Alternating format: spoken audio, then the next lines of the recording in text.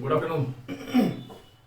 तो homework series में आइए सॉल्व करते हैं gravitation 4। A satellite is revolving around the Earth in its equatorial plane with a time period t। एक satellite अर्थ के आसपास इक्वेटोरियल प्लेन में t टाइम पीरियड से रिवॉल्व कर रही है। ये देखिए, ये सैटेलाइट का रिवॉल्व, ये सैटेलाइट जो कि रिवॉल्व कर रही है, ठीक है ना। और सेंटर से इसका जो डिस्टेंस है वो मान लीजिए कि r है। ये अर्थ का मास है। अब कह रहे हैं कि अर्थ अगर सडनली श्रिंक कर जाए और उसका रेडियस हाफ हो जाए, अर्थ श्रिंक कर जाए और उसका रेडियस हाफ हो जाए, जबकि सैटेलाइट जहां थी वहीं रहे, सैटेलाइट की पोजीशन में कोई चेंज ना हो, वो जिस ऑर्बिट में घूम रही थी उसी ऑर्बिट में घूमती रहे, तो अब उसका नया टाइम पीरियड क्या होगा। अब मैं आपको ये बताऊं कि जो सैटेलाइट का जो टाइम पीरियड है वो r³ के प्रोपोर्शनल है,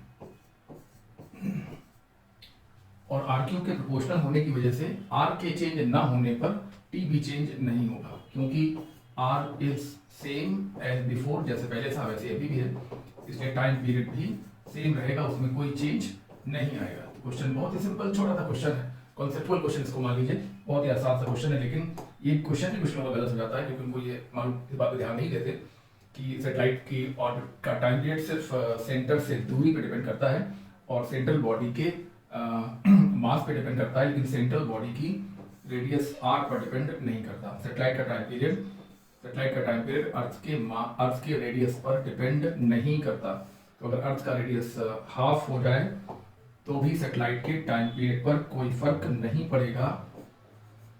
क्यों नहीं पड़ेगा? क्योंकि ऑर्बिट का जो टाइम, सैटेलाइट का जो टाइम पीरियड होता है वो प्लैनेट की रेडियस पर डिपेंड नहीं करता, ठीक है। आइए अगला क्वेश्चन देखते हैं। A planet has twice the density of Earth, but the acceleration due to gravity on its surface is exactly the same as that on the surface of Earth. Its radius in terms of Earth's radius will be। कह रहे हैं कि एक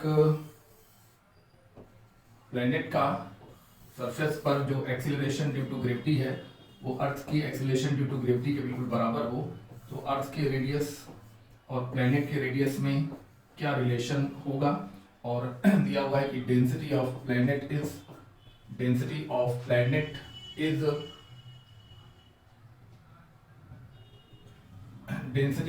अर्थ की तुलना में double है। अब planet has twice the density of earth, but हाँ, जो प्लैनेट के पदार्थ में जो डेंसिटी है वो अर्थ की डेंसिटी का डबल है, तो दोनों के रेडियस में क्या रिलेशन होगा। तो g1 इक्वल टू g2, और g का फॉर्मूला होता है g me over r square, और यहाँ पर g mass of planet upon r of planet का स्क्वायर। मास बराबर वॉल्यूम इंटू डेंसिटी, वॉल्यूम मतलब 4/3 pi re³ into density upon r square, ये लिखा हुआ है, equal to g volume 4/3 pi r planet cube into density of planet upon r planet का square, ये लिखा हुआ है r प्लैनेट का square.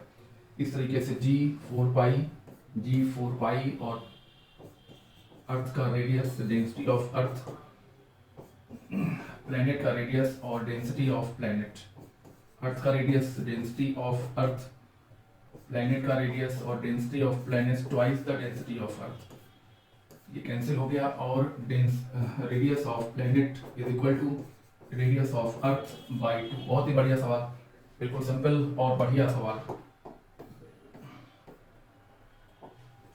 The speed of Earth's rotation about its axis is omega. Its speed is increased to x times to make the effective acceleration due to gravity equal to 0 at equator। Equator पर हमको gravity 0 करने के लिए अर्थ को कितने गुना angular velocity से घुमाना पड़ेगा, तो g dash equal to g upon r omega square, साथ में cos स्क्वायर थीटा। इक्वेटर के लिए थीटा इज इक्वल टू 0 रखेंगे, और ग्रेविटी 0 करने के लिए g डैश को 0 रखेंगे, g minus re omega square. So re omega square is equal to g। So the angular velocity dash कर लेना, क्या करने के लिए, इक्वेटर पर इफेक्टिव ग्रेविटी जीरो करने के लिए, मतलब वेटलेसनेस करने के लिए नई एंगुलर वेलोसिटी क्या होनी चाहिए। तो omega dash square is equal to g by r e. तो omega dash is equal to under root g by r e, जिसको हम लोग कहते हैं 1/800। 1/800। और अब पूछा जा रहा है कि ये एंगुलर वेलोसिटी अर्थ की नॉर्मल एंगुलर वेलोसिटी से कितने गुना ज़्यादा है।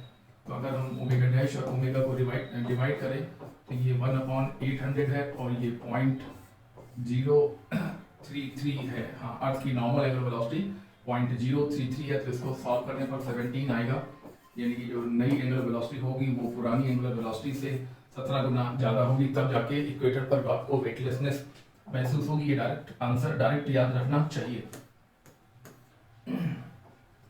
Satellite is seen every 6 hour over the equator. एक सैटेलाइट इक्वेटर के अराउंड घूम रही है और वो हर 6 घंटे में इस जगह पर दिखाई पड़ती है। हर 6 घंटे में वो इसी जगह पर दिखाई पड़ती है। साथ ही साथ उसकी जो रोटेशन है वो अर्थ के रोटेशन का उल्टा है, यानी कि अर्थ अगर एंटी क्लॉकवाइज घूम रही है तो ये सैटेलाइट क्लॉकवाइज अपनी ऑर्बिट में घूम रही है। क्लॉकवाइज, ये एंटी क्लॉकवाइज, तो ये कैसे घूम रही है, क्लॉकवाइज घूम रही है और हर 6 घंटे में वो उसी जगह पर देखी जाती है। तो हमारा क्वेश्चन है कि एंगुलर वेलोसिटी ऑफ सैटेलाइट की वैल्यू क्या होगी, ठीक है ना। दोनों अपोजिट घूमने की वजह से जो टाइम होगा वो 2 pi by omega of earth plus omega of satellite, है ना। दोनों को जोड़ देंगे तब जाके टोटल एंगुलर रिलेटिव के फंडे से सॉल्व कर रहे हैं। रिलेटिव के फंडे से सॉल्व कर रहे हैं। पहले हम लोगों ने क्या किया कि सैटेलाइट की रिलेटिव एंगुलर वेलोसिटी निकाल ली विद रिस्पेक्ट टू अर्थ। तो omega of satellite plus omega of earth, ऐसा करने से अब क्या हो गया, रिलेटिव निकाल लेने की वजह से now earth can be assumed at rest. अब अर्थ को रेस्ट में माना जा सकता है और सैटेलाइट अपनी रियल नहीं बल्कि रिलेटिव वेलोसिटी से अर्थ का एक चक्कर कंप्लीट करेगी, ठीक है ना। ये 6 आवर दिया हुआ है और अर्थ की angular velocity 2 pi by T मतलब 24 आवर, और सैटेलाइट की एंगुलर वेलोसिटी हमसे पूछा गया है। तो जरा क्रॉस मल्टीप्लाई करिए तो 6 into 2 pi by 24 plus 6 time angular velocity of satellite is equal to 2 pi. So we can say that 2 pi by 4 जिसको आप लोग पाई बाई 2 भी कह सकते हैं, pi by 2 plus 6 times angular velocity of satellite is equal to 2 pi. So the angular velocity of satellite will be 2 pi minus pi by 2, यानी कि 4 minus 1, 4 pi minus 1, 3 pi by 2, 3 pi by 2, ये 6 times omega of satellite. So we can say that omega of satellite is equal to 3 pi by 12, यानी कि pi by 4 radian पर second. Pi by 4 radian पर second, बहुत बढ़िया question है ये, बहुत बढ़िया क्वेश्चन है। पाई बाई 4 रेडियन पर सेकेंड। एक सैटेलाइट है जो अर्थ के अपोजिट डायरेक्शन में घूम रही है और वो किसी जगह पर हर 6 घंटे बाद नजर आती है। ये सवाल में दिया गया है। तो क्वेश्चन है कि सैटेलाइट की एंगुलर वेलोसिटी क्या होगी। तो जब दोनों चीज़ें घूम रही होती हैं तो हम लोग बहुत पहले से बात करते चले आ रहे हैं कि अगर दोनों चीज़ें घूम रही हैं, एक और सैटेलाइट अर्थ के ऊपर घूम रही है, तो अगर हम relative velocity of satellite with respect to earth find कर लेंगे तो तब अर्थ को रुका हुआ माना जाएगा और अब सैटेलाइट अपनी रियल नहीं बल्कि रिलेटिव वेलोसिटी से अर्थ का एक चक्कर कंप्लीट करेगी 6 घंटे में। तो ये क्वेश्चन रिलेटिव के फंडे से सॉल्व किया गया और बहुत इजीली सॉल्व हो गया। अगर ये क्वेश्चन रिलेटिव के फंडे से ना सॉल्व किया जाए तो इसमें टाइम थोड़ा सा ज़्यादा लगेगा। देखिए, जो टाइम पीरियड ऑफ सैटेलाइट या time period of planet around sun होता है वो एवरेज डिस्टेंस के क्यूब के डायरेक्टली प्रोपोर्शनल होता है। आपको अच्छी तरह से ये बात जानते ही हैं कि सन एक फोकस पर है और प्लैनेट उसके आसपास इलिप्टिकल ऑर्बिट में घूमते हैं और उनकी सन से डिस्टेंस लगातार वेरी करती रहती है। कभी वो मैक्सिमम डिस्टेंस पर होते हैं और कभी वो मिनिमम डिस्टेंस पर होते हैं, है ना। कभी वो मैक्सिमम डिस्टेंस पर और कभी वो मिनिमम डिस्टेंस पर होते हैं। इस प्रकार से जो एवरेज डिस्टेंस मानी गई है वो मानी गई है R maximum plus R minimum by 2। ये है आर मैक्सिमम की पोजीशन, ये देखिए, और ये है आर मिनिमम बाई 2 जो कि सेमी मेजर एक्सिस के बराबर होता है। सेमी मेजर एक्सिस कहाँ है, सेमी मेजर एक्सिस ये है, ये माइनर एक्सिस और ये मेजर एक्सिस, और यहाँ से यहाँ तक ये देखिए ये सेमी मेजर एक्सिस है जो आर एवरेज के बराबर होता है। इस प्रकार से हमारा आंसर होगा T square proportional to R average cube, और आर एवरेज क्यूब का मतलब है सेमी मेजर एक्सिस का होल क्यूब। तो ये आपका आज का होमवर्क डे 4 हो गया। अब कल आपको होमवर्क 5 करना है। कल आपसे मुलाकात होगी, कल आपसे बात होगी। चलिए।